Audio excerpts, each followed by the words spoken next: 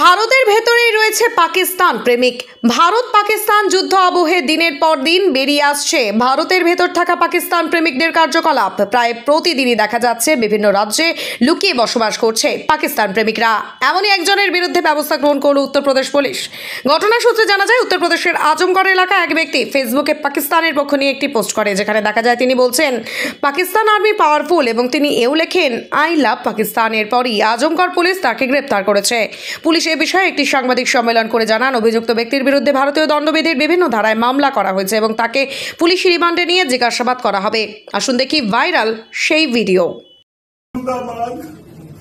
पाकिस्तान मुर्दाबाद, पाकिस्तान मुर्दाबाद, पाकिस्तान मुर्दाबाद,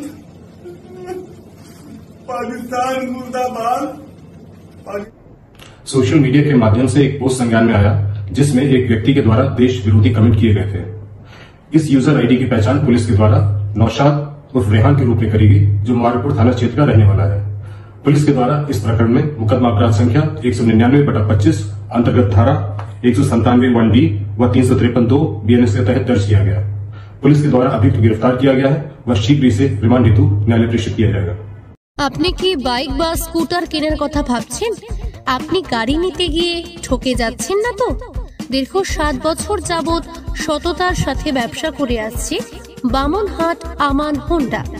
তাই নিশ্চিত মনে এখনই চলে আসুন বামনহাট আমান হোন্ডা শোরুমে এবং নিয়ে যান আপনার পছন্দের বাইক বা স্কুটার। আমাদের এখানে রয়েছে বিভিন্ন মডেলের বাইক ও স্কুটারের বিশাল সম্ভার।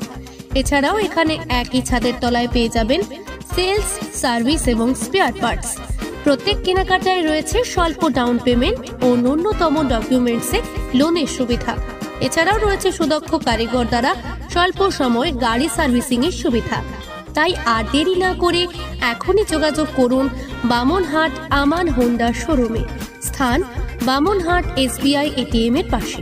যোগাযোগের নম্বর 9002805414।